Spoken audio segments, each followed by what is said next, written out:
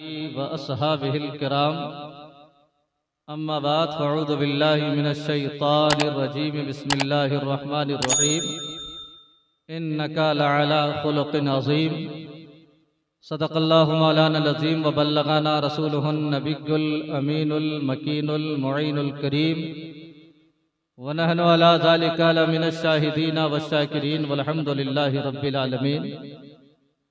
मैं कोई आपके लिए नया खतीब नहीं हूँ, ना ही मुझे तकरीर की ख्वाहिश है। जब तक लोग नहीं आए हैं मुझ जैसा कम इल्म को आप बर्दाश्त कर लीजिए। उसके बाद अल्हम्दुलिल्लाह बहुत बेहतर से बेहतर लोग तशरीफ़ ला चुके हैं। उनके खिताब भी आपको समाअत करनी है, उनकी नात भी आपको समाअत करनी है। इस तरफ उलमाए किराम का एक बड़ा काफ़िला तशरीफ़ फरमा है। ये सारे लोग मुझसे बेहतर हैं, जो नीचे सुन रहे हैं वो भी बेहतर हैं और जो अगल बगल सुन रहे हैं वो भी बेहतर हैं। आए दिन आप मेरी तकरीर सुनते रहते हैं, लेकिन लोग अभी आए नहीं हैं, इसलिए मैं आपकी बारगाह में माहौल बनाने के लिए आ गया हूँ। मैं गुजारिश करूँगा कि जो लोग लंगर के पास तशरीफ़ फरमा है वो तशरीफ़ लाइए। ये प्रोग्राम तकरीबन 1.5 से 2 लाख का खर्च हो रहा है, इसलिए नहीं कि आप लंगर के पास जाकर के टाइम वेस्ट करें। अभी बहुत सारा तरबियती प्रोग्राम भी बाकी है जिसमें आपसे पूछा जाएगा कि आपने वज़ू का तरीक़ा सीखा या नहीं सीखा। इसलिए अव्वलन आपकी ये कोशिश होनी चाहिए कि जो भी बयान करे वो अल्लाह और रसूल का जिक्र ही बयान करेगा, अपने बाप दादे की कोई कहानियाँ नहीं सुनाने आया है। इसलिए आप कोशिश करें कि मजलिस पाक में तशरीफ़ लाने की कोशिश करें। आइए कुछ अर्ज़ो मारूफ से कबल उसाक़ाए नामदार मदीने के ताजदार, दोनों आलम के मालिकों मुख्तार, जिनकी शान दूर व नज़दीक के सुनने वाले वो कान काने लाले करामत पिला को सलाम। और हाथ जिस्म तो उठा गनी कर दिया, हाथ जिस्म तो उठा गनी कर दिया, मौजे बहरे समाहत पिला को सलाम।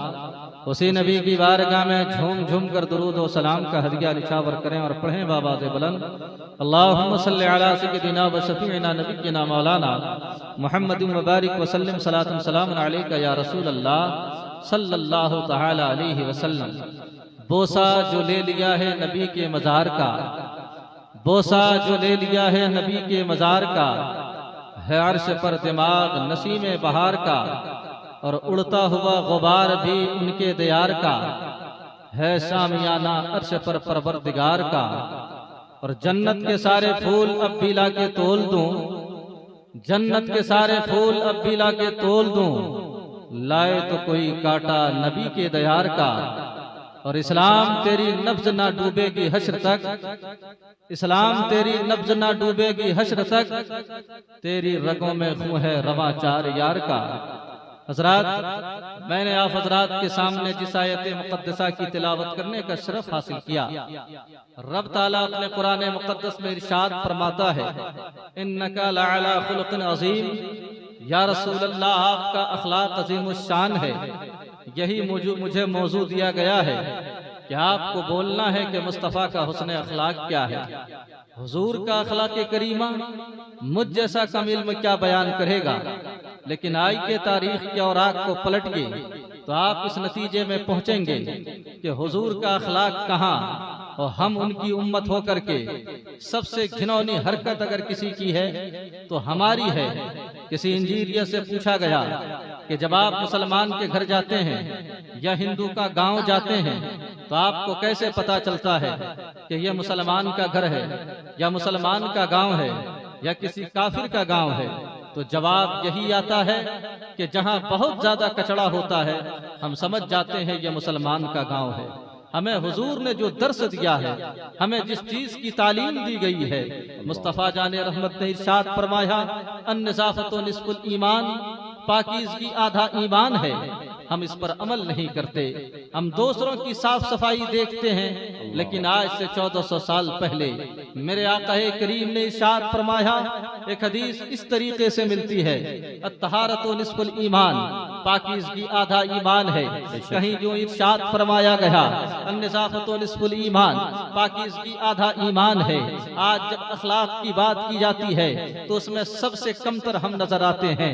हमारे यहाँ हर जगह गर्मी है, खानकाहों में चले जाओ गर्मी है, मदरसे में चले जाओ गर्मी है, मदरसों में चले जाओ गर्मी है, मस्जिद के मुतवल्ली के पास चले जाओ गर्मी है।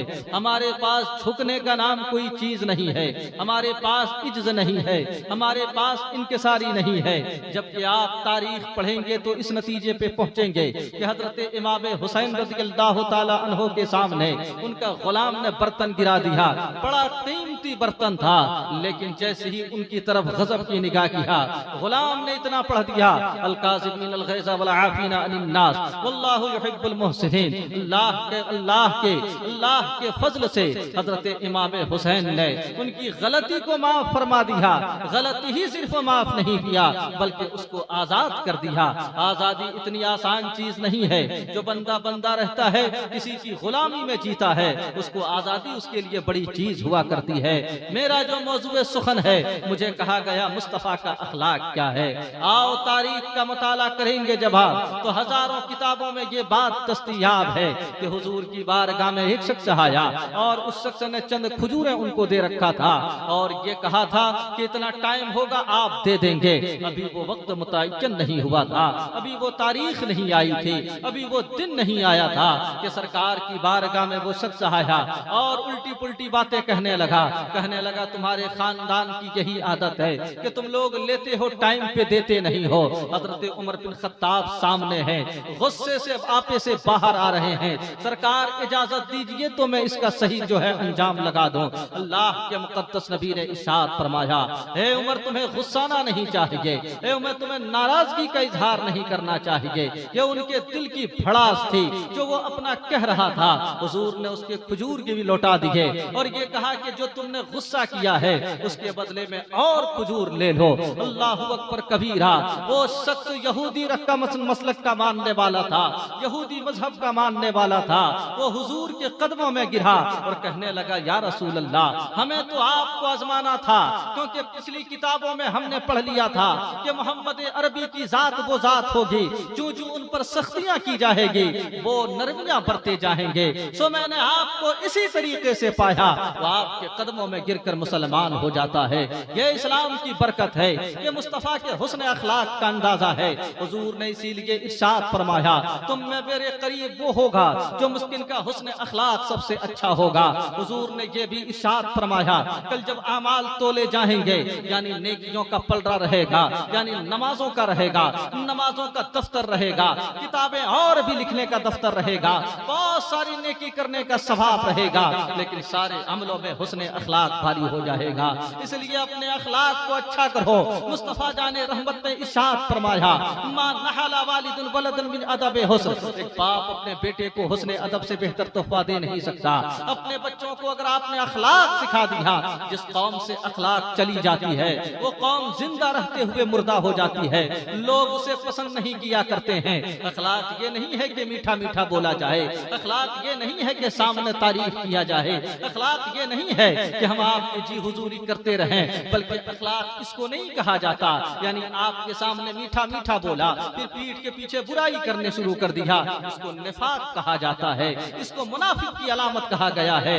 आओ तारीख का मुताला करो। हुजूर की किसी एक हदीस पर जब किसी ने अमल किया है, उनकी जिंदगी संवर गई है, वो कामयाब, वो कामरा बनता हुआ नजर आता है। हजरत अनस खुद फरमाते हैं, मैं हुजूर की बारगाह में 10 साल रहा, मैं कभी सरकार ने मुझे ये नहीं कहा कि तुमने ये काम क्यों किया और ये काम तुमने क्यों नहीं किया। हजरत अनस खुद फरमाते हैं कि एक मर्तबा मैं कहीं रास्ते में जा रहा था, मेरा बचपना था, मैं बच्चों के साथ खेलने लगा, अल्लाहु अकबर कबीरा, मैं बहुत देर के बाद मुझे याद आई, मैं दौड़ते हुए सरकार की बारगाह में गया, या रसूल अल्लाह मुझसे खता हो गई है, मुझसे भूल हो गई है, मुझे अब आना चाहिए था, मैंने ताखीर कर दिया है। वाह रे मुस्तफा, वाह मुस्तफा का कोई जवाब नहीं है, मुस्तफा की अजमतों का कोई जवाब नहीं, मुस्तफा की रिफतों का कोई जवाब। मेरे सरकार ने ये नहीं फरमाया कि तुमने इतनी देर क्यों किया। आज अगर हमारा इख्तियार होता तो सबसे पहले हम उसे कान पकड़ के घिसेट के बाहर कर देते। ये हमारा किरदार है, ये ये हमारा कैरेक्टर है, ये हमारा नतीजा है कि हम जो है जो चाहते हैं कर लेते हैं। हमें मुस्तफा की हदीस पर अमल करना चाहिए। आओ तारीख का मुताला करो तब आपको समझ में आएगा। बनी आराश का एक शख्स है जो तिजारत से का ताल्लुक है, वो मक्का की सरजमीन पर जाता है, उसे मुस्तफा का हुस्न अखलाक कैसा मिलता है। जब लोग तारीख पढ़ते हैं दंग रह जाते हैं। ये बनी आराश का इंसान है, इसका ताल्लुक तिजारत से है। वो कहता है कि मेरे पास छोटी सी पूंजी थी, मैं कोई सामान खरीदता, कभी बकरी खरीदता बेच देता, कभी गाय खरीदता बेच देता। मुझे पता चला कि मक्का की सरजमीन पर ये भाव ताव बड़ा अच्छा होता है, खरीदो फरोख्त का मामला बड़ा होता है, वहाँ ऊंट महंगे मिलते हैं और दिगर बकरियां जो है बड़ी कीमत में बेची जाती है। चुनांचे उसने अपनी सारी पूंजी को जमा किया और जमा करने के बाद मक्का की सरजमीन पे जाने की कोशिश किया। देखा बाजार तो बड़ा गर्म है, तिजारत बड़ी तेजी से चल रही है, खरीदो फरोख्त का मामला ठीक ठाक चल रहा है। चुनांचे इसने 2 ऊंट खरीदे थे। एक शख्स आ गया और उसने कहा कि मुझे ये ऊंट चाहिए। कहा कितना पैसा लेना है? जितना मैंने कहा था उसने एक ही बार में दे दिया। ये शख्स सोचने लगा मैंने कम तो नहीं कह दिया, इसकी कीमत कहीं ज्यादा तो नहीं होती थी, लेकिन पहली बार गया था, उसको आजमाना था कि यहाँ का भाव कैसा होता है, यहाँ का ताव कैसा होता है, यहाँ बाजार में कैसी मंडियां लगती है। चुनांचे वो अंदाजा लगाने के लिए गया था। ये लेने वाला शख्स कोई और नहीं था बल्कि अबू जहल था। कहा पैसे दो, कहा पैसे बाद में ले लेना, यानी कल लेना। ये शख्स मक्का की गलियों में घूमता रहा, कभी बाजार में घूमता है, कभी फुटपाथ में जिंदगी गुजारता है, क्योंकि उस जमाने में कोई गेस्ट हाउस नहीं था कि जाकर के कमरा लिया और जाकर के सो गया। ऐसा नहीं, बल्कि वो रात भर ऐसी गुजारता रहा। जब सुबह का सवेरा नमूदार हुआ, वो अबू जहल का घर गया, दरवाजे में दस्तक दी, कहा कि मेरे पैसे दे दो, मैं दूर से आया हूँ, मक्का में मेरा कोई रिश्तेदार नहीं है, मेरा कोई खानदान नहीं है, मैं मुसाफिर हूँ, मैं अजनबी हूँ, मुझे वापस जाने दो। उसने कहा कल पैसा ले लेना। फिर ये मरता क्या नहीं करता, ये परेशान होके घूमता रहा, ये मक्का की गलियों में चक्कर लगाता रहा। आखिर में दूसरा दिन आया, उसने दरवाजे में दस्तक दिया, कहा मैं तेरे पैसे लेके भाग नहीं जाता, मैं यहाँ से भागने वाला नहीं हूँ, मेरा घर यही है। आज ये नाहंदगी मुसलमानों में भी चली आई है। हम वादा तो बड़े लंबे लंबे करते हैं, लेकिन वादा की खिलाफी में हम कोई कसर नहीं रखते। जब ये हुजूर का फरमान है, अल्लाह के मुकद्दस नबी ने इरशाद फरमाया, मिशकात शरीफ की हदीस है कि मुनाफिकों की 3 अलामत बताई गई है। यही हदीस बुखारी में भी मज़कूर है, यही हदीस तिरमिजी में भी है, यही हदीस मुस्लिम शरीफ में भी है, यही हदीस इब्ने माजा में भी है, यही हदीस शहाए सित्ता की अक्सर किताबों में भी है। उसके अलावा भी है कि हुजूर ने ये इरशाद फरमाया, मुनाफिकों की 3 अलामत है। मुनाफिक जब बोलेगा तो झूठ बोलेगा, इज़ा काला कज़िबा, यानी जब बोलेगा तो झूठ बोलेगा, इज़ा वादा खलफा, और जब वो वादा करेगा तो वादा की खिलाफी करेगा, इज़ा उतमना खाना, जब उसको अमानत दी जाएगी तो खयानत करेगा। आज मैं आपसे पूछना चाहता हूँ मुसलमानों, क्या हम वादा की खिलाफी नहीं करते? क्या हम झूठ नहीं बोलते? जबकि झूठों पर अल्लाह की लानत है, फरिश्तों की लानत है। झूठ से इंसान का भरोसा खत्म हो जाता है। इसलिए मुसलमान हो झूठ मत बोलना, इसलिए कि जब आप झूठ बोलेंगे आपकी बातों का असर खत्म हो जाएगा, फरिश्तों की भी आप पर लानत होगी, आपके गुनाहों का तौक डाला जाएगा, अगले का भरोसा भी खत्म हो जाएगा। पिछले जमाने में लोग मुसलमानों पे इतना भरोसा करते थे, अपनी बेटियों को घर में अमानत रख के लेकर के जाते थे कि मैं सफर में जा रहा हूँ, मेरी बेटी की हिफाजत करना। लेकिन आज सबसे बड़ा लुच्चा का नाम मुसलमान है, सबसे बड़ा लफंगा का नाम मुसलमान है। हमारी दाढ़ी टोपी तो बहुत अच्छी दिखती है, हमारे दिल में निफाक है, हम गुनाहों का पुतला बने हुए नजर आते हैं। हुजूर ने इरशाद फरमाया कि काला कज़िबा, जब मुनाफिक बोलेगा तो झूठ बोलेगा, और ये भी फरमाया इज़ा उतमना खाना, जब अमानत दी जाएगी तो खयानत करेगा। यानी आपको किसी चीज का जब जिम्मेदार बनाया गया, ये खयानत नहीं कि मदरसे में पैसा खा गया, खयानत ये भी है कि अगर आपको 20 घंटा की ड्यूटी दी गई, आप उसमें चोरी छुप के 19 घंटा करते हैं, यह भी खयानत में शामिल होगा। यह भी फरमाया गया इज़ा वादा खलफा, जब वादा करेगा तो वादा की खिलाफी करेगा। क्या हम वादा की खिलाफी नहीं करते? हमारे पास पैसा रहता है फिर भी हम कहते हैं कल देंगे, हमारे पास पैसा रहता है फिर भी हम झूठ में बोलते हैं परसों देते हैं। आज के इज्तिमा से आपके सबक लेके जाइए, पहली बात तो वादा मत कीजिए, और अगर वादा करना होगा तो वादा को पूरा करो। वादा को पूरा करना ये मुस्तफ़ा के गुलामों का काम है। वादा के भूल जाना, वादा की बेवफाई करना, ये अबू जहल का काम है। क्या आपको तारीख नहीं मालूम है? एक शख्स था हुजूर के साथ में, उसने सरकार को कहा था, सरकार आप यहाँ पे खड़ा रहिए, मैं दौड़ करके काम करके आता हूँ। वो शख्स भूल गया। 3 दिन तक उधर घूमता रहा। 3 दिन के बाद उसे याद आया, अरे अरे मैंने हुजूर को वहां छोड़ दिया था।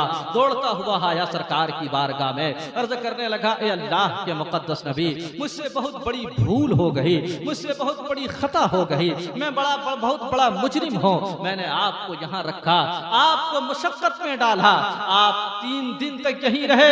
अल्लाह के मुकद्दस नबी इरशाद फरमाते हैं, अगर तू कयामत तक ना आता तो मोहम्मद अरबी कयामत तक कहाँ खड़ा रहता। यह है वादा की इफा, यह है वादा को पूरा करना। कहाँ गए मुसलमान जो वादे लंबे लंबे करते हैं लेकिन वादा को पूरा नहीं किया करते। अल मुख्तसर बताने का मकसद और मंशा ये है, तीसरे दिन फिर वो अबू जहल के घर पहुंचा, दरवाजे में दस्तक दी, कहा मेरा पैसा दो, मेरा माल दो। उसने कहा भाग नहीं जाता हूँ तेरा पैसा लेकर, तू सब्र और इस्तक़लाल का दामन थाम कर रख। अल्लाह अकबर कबीरा। उसने चंद लोगों से पूछा कि ये मेरा पैसा नहीं देता, ये मेरा हरजाना नहीं देता, इसने मेरे ऊंट को घपला कर लिया है। कहा कल कल करता रहता है, पता नहीं ये मेरा पैसा कब देगा। यहाँ कोई पंचायत भी होती है, यहाँ कोई इंसाफ भी होता है, यहाँ कोई किसी का हक मारता है, तो क्या तुम लोग इंसाफ भी देते हो? किसी ने कहा हाँ हाँ इंसाफ होता है ना। कहा इंसाफ होता है। कहा जा मक्के में बड़े बड़े चौधरी लोग हैं, बड़े बड़े भेटनर लोग हैं, बड़े बड़े पापी लोग बैठे हुए हैं। चुनांचे जैसे ही ये गया, कहा कौन है मक्का की सरजमीन पे, फला शख्स ने मेरा पैसा ले लिया है, तुम में है कोई इंसाफ दिलाने वाला? सबों ने कहा था। कहा किसने तेरे साथ ये जुल्म किया, किसने तुम्हारे साथ ये बर्बरियत की, किसने तुम्हारे साथ ये नाइंसाफी की? मैं उसका पैसा दिलाने वाला हूँ। उतबा खड़ा हुआ और कहा आओ करीब आ जाओ। उसने कहा किसने पैसा लिया है? कहा नाम उसका अबू जहल है। अबू जहल का नाम सुनते ही उसकी हवा निकल गई। कहा हम तो छोटे मोटे लुच्चा लफंगा हैं, वो हमसे बड़ा लुच्चा लफंगा है, लिहाजा मामला ये है। वो शांत हो गया। उसके बाद इसको मालूम हुआ इस बनी आराज के इंसान को, शायद ये लोग मेरे इंसाफ नहीं करा सकते, ये लोग मेरा पैसा नहीं दिला सकते।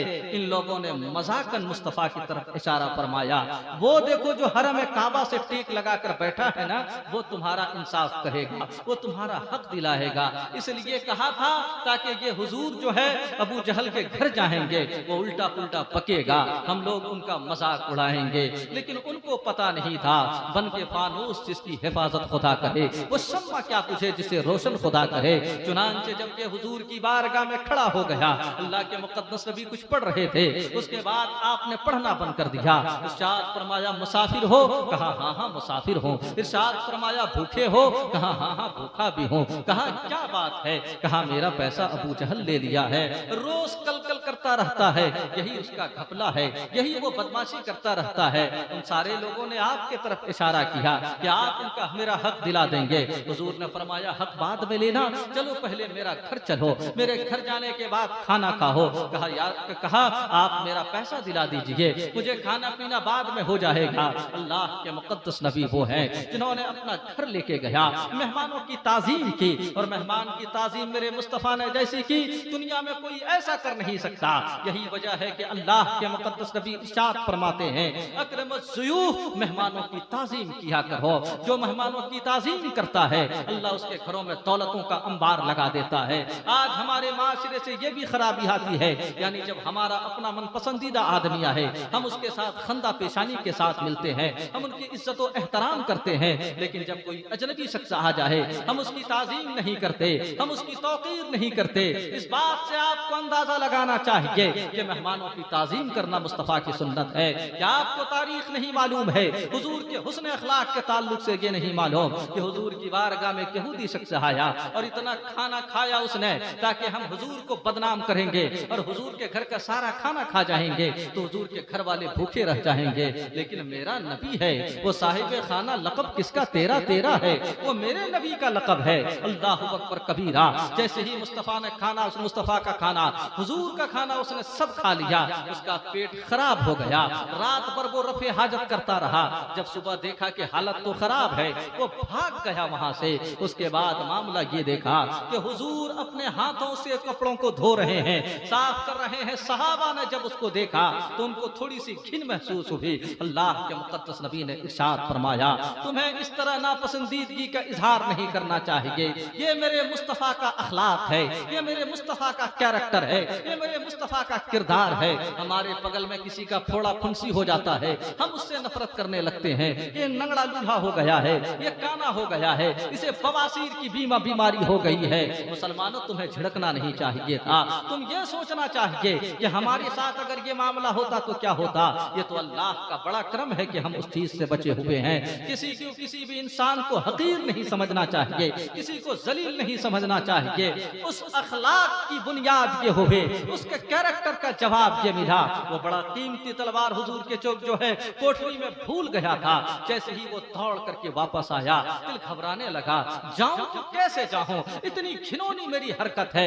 मैंने रात में खाना इस नियत से खा लिया ताकि सारे लोग भूखे रह जाए, मैंने वो भी गंदा काम कर दिया। रफे हाजत करता रहा, रात भर पेशाब पाखाना करता रहा। हुजूर की बारगाह में कैसे चेहरा लेकर के जाऊं। अल्लाहु अकबर कबीरा।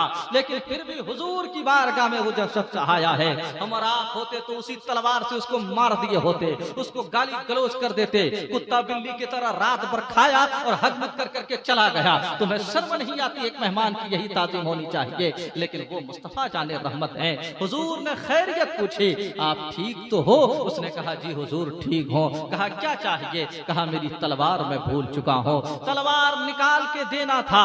मुस्तफा की निगाह, मुस्तफा की बारगाह में अपना सर झुका दिया और ये कहा या रसूल अल्लाह, बाद की बातें बाद में करना, पहले हाथ बढ़ाइए और कलमा पढ़ाकर इस्लाम में दाखिल कर दीजिए। ये मेरे मुस्तफा का अखलाक है, ये मेरे मुस्तफा का कैरेक्टर है, ये मेरे मुस्तफा का किरदार है। बातें तो बड़ी लंबी लंबी करते हैं, वो सारी जगह अपनी जगह पे है, लेकिन जब अखलाक का मामला आता है हमें सबसे धुतकारा जाता है।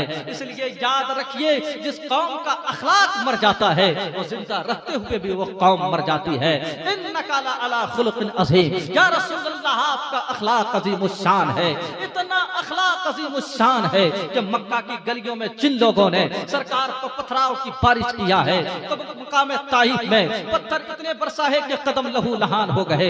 कभी मुस्तफा ने बद्दुआ नहीं की, बल्कि यही कहा, ए अल्लाह इस कौम को हिदायत दे, ये लोग मुझे जानते नहीं हैं। अल-मुख्तसर वो जब सरकार की बारगाह में गया, सरकार ने उसे पकड़ा और कहा कहाँ है वो अबू जहल। खाना खिलाया, अच्छी तरीके से उसकी ज़ियाफत की। ज़ियाफत करने के बाद अबू जहल के दरवाजे पे गया, सरकार तशरीफ ले गए और लेने के बाद जैसे ही उसने दरवाजा खोला, कहा अबू जहल, क्या तू ऐसे ही मक्का के लोगों का नाम बदनाम करेगा, वादा करके वादा की खिलाफी करेगा।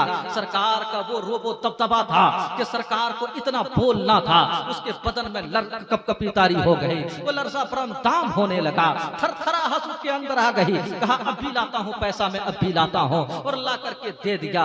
अब सरकार फरमाते हैं कि अब मैं जा सकता हूँ। यानी वो शख्स जिसकी मदद की थी, यानी वो शख्स को कहना चाहिए हुजूर आपका बहुत बहुत शुक्रिया, लेकिन सरकार खुद फरमाते हैं अब आपका काम हो गया, अब मैं जा सकता हूँ। हुजूर जब का ये जुमला सुना, कहा आप बाद में जाएंगे, पहले आप उसको कलमा पढ़ाइए। जब वो बनी आराश का इंसान मक्का की सरजमीनों पे आया था, वहाँ पे कोहराम मचा था। अरे मोहम्मद अरबी के पास मत जाना, जो उनके पास जाता है उन्हीं का हो जाता है, उन्हीं का मस्ताना हो जाता है, उनके नाम पे मर मिटने पर कुर्बान हो जाता है। पीछे से किसी ने आवाज दिया, अरे कहीं वो इंसान है जिसके चक्कर और चंगुल में तू फंस गया। उसने बरजस्ता कहा था अगर दुनिया में ये सच्चा नहीं है तो कायनात में इससे बेहतर कोई सच्चा हो ही नहीं सकता। अगर सबसे अच्छे इंसान है तो मुस्तफा जाने रहमत है, सबसे खलीफ है जिनको अल्लाह ने अखलाक़े हसीना अता फरमाया, वो मेरे मुस्तफा की जात है। वो कदमों में गिरता है, वो गिरकर यही पढ़ता है ला इलाहा इल्लल्लाहु मुहम्मदुर रसूलुल्लाह। इसीलिए इसीलिए तो आला हजरत ने इरशाद फरमाया, तेरे खुल्क को हक ने अजीम कहा, तेरे खल्क को हक ने जमील किया, कोई तुझसा हुआ है ना होगा चाहा, तेरे खालिक को हुस्न अदा की कसम। ये मेरे मुस्तफ़ा का अखलाक है, ये मेरे मुस्तफ़ा का कैरेक्टर है, ये मेरे मुस्तफ़ा की जिंदगी है। हर एक पहलू पर जब लोगों ने गौर किया है वो उन्हीं का दीवाना बन गया है। इतना ही नहीं, एक अखीर सहाबी हजरत तुफैल बिन अमर दोसी हैं, यानी जब वो मक्का में तवाफ कर रहे थे और हरम काबा में चक्कर लगा रहे थे, उनको कुफार ने, बड़े बड़े चौधरियों ने ये कह दिया था कि कान में रुई ठूस लेना, कहीं मुस्तफ़ा की का जो है जुमला आपके कानों तक ना पहुंच जाए। वो कुरान पढ़ते हैं तो लोग सुनते रह जाते हैं, वो जब कोई बात कहते हैं तो लोग उनका चेहरा देखते रह जाते हैं, लोग उनके दीवाने हो जाते हैं। लिहाजा तू उसके बच के रहना। ये तुफैल अमर दोसी हैं, कान में जाकर के रुई ठूस के घूम रहे हैं, कहीं मुस्तफ़ा के चंगुल में ना आ जाए। लेकिन जब उसने मुस्तफ़ा का चेहरा देखा है, मुस्तफ़ा की दीद उसे नसीब हुई है, वो कदमों में गिरता है, वो कलमा पढ़कर मुसलमान हो जाता है।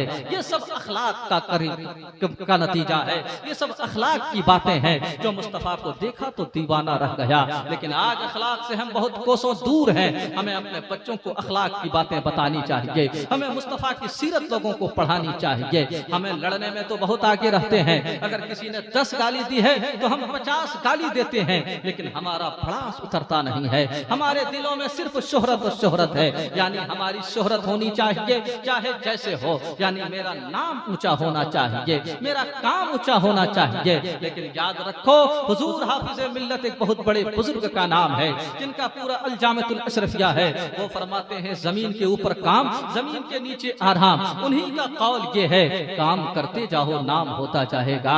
किसी को ये बोलने की जरूरत ही ना पड़ेगी, तुम मेरी तारीफ करो, तुम मुझको अच्छा मौलाना कहो, तुम मेरी तकरीर सुनने के बाद वाहवाही करो, बल्कि आप काम करेंगे, जमाना आपका मुरीद हो जाएगा, लोग आपको मानने के लिए तैयार हो जाएंगे। मसलन अगर किसी ने कहा कि मैं इस जमीन को सोने से बदल दूंगा, लोग आपको पागल कहेंगे, दीवाना कहेंगे, मस्ताना कहेंगे। लेकिन जब आप उस चीज को बदल देंगे, वही जो मुखालिफीन थे आपके दीवाने हो जाएंगे। जो मुरीदीन थे, जो बदमाश थे आपके ताल्लुक से, वो आपके मुरीद बन जाएंगे। इसलिए अपने बच्चों को अखलाक जो है सिखाओ। हुजूर ने इरशाद फरमाया, मा नहला वालिदुन वलदन मिन अदब हुस्न, एक बाप अपने बेटे को हुस्न अदब से बेहतर तोहफा नहीं दे सकता। यानी करोड़ों की दौलत बाद में देना, अरबों की दौलत बाद में देना, खरबों की दौलत बाद में देना, पहले अपने बच्चों को हुस्न अखलाक दे दो। अगर आपने अपने बच्चों को हुस्न अखलाक दिया है, आज ये दावत इस्लामी बड़ी तबलीग कर रहा है, लोगों को दीन की बातें बता रहा है, मुस्तफा की सुन्नत को उजागर करता है। ये रास्ते में चलता है तो अस्सलातु वस्सलामु अलैका या रसूल अल्लाह कहता है। ये रात की तन्हाई में बैठता है तो रब की बारगाह में रोता गिड़गिड़ाता रहता है। इनको तारीफ की जरूरत नहीं है, इनको शोहरत की जरूरत नहीं है। ये लोग शाना बशाना मिलाकर दीन की कामों में जज्बा रखने वाले हैं, लिहाजा इनका अखलाक इतना अच्छा है कि लोग इनको देखकर इनके मुरीद होने लगे, इनको मानने चाहने लगे। यानी कई मुल्कों में दावत इस्लामी का काम होता है। इसलिए अपने बच्चों को आप अखलाक सिखलाइए। आप तो मर जाएंगे, आपके बच्चों का जब अखलाक अच्छा होगा, जमाना तारीफ करेगा कितने अच्छे खानदान के लोग हैं, इनकी बेटी इतनी अच्छी, इनके बाबा, इनके बच्चे इतने अच्छे, इनका घराना इतना अच्छा। जब हमारी बदअखलाकी मशहूर होती है, हमारी बेटी जब दूसरे को घरों में जाती है, वहाँ हमारी अखलाक का चर्चा होता है। इसके माँ बाप ने इसको कुछ नहीं सिखाया, इसे दीन की बातें नहीं बताई, इसको किसी किस्म का मामला नहीं सिखाया। ये बड़ी दिक्कत वाली बात होती है। अल्लाह के मुकद्दस नबी ने इरशाद फरमाया, मा नहला वालिदुन वलदन मिन अदब हुस्न, एक बाप अपने बेटे को हुस्न अदब से बेहतर तोहफा दे नहीं सकता। इसलिए अपने बच्चों को करोड़ों की दौलत बाद में देना। अगर आपने करोड़ों की दौलत दे भी दिया तो वो रंडियों को नचा नचा करके सारे पैसों को तहस नहस करके रख देगा, शराब की भट्टियों को उजा करके वो जाकर के दारू की बोतलों से अपना घर भर देगा। लेकिन अगर आपने उसे अखलाक सिखा दिया, वो दारू पीने से पहले सोचेगा जमाना हमको क्या कहेगा, लोग हमको क्या कहेंगे। आज शराबियों का भी एक मामला ये है, हमारे मुसलमान के बच्चे जिस रास्ते से गुजरेंगे, शाम का वक्त होता है, नामो निहात के मुसलमान है, दारुओं का कट्टर लेके घूमता रहता है, बोतल हाथ में ऐसा लेकर के घूमता है, लगता है ये इसका जीवन है, ये इसकी जिंदगी है। यानी दारू पिएंगे नहीं तो पेट नहीं भरेगा, जलसे में आएगा दारू पी करके, यानी लंगर बांटेगा दारू पी करके। दारू नहीं पीनेंगे तो जीना मुश्किल हो जाएगा। लेकिन तुम्हें मालूम नहीं है जिसको रसूल से मोहब्बत होगी वो दारू नहीं पिएगा, वो अल्लाह के इश्क में रोहेगा, मदीना जाने के बारे में सोचेगा।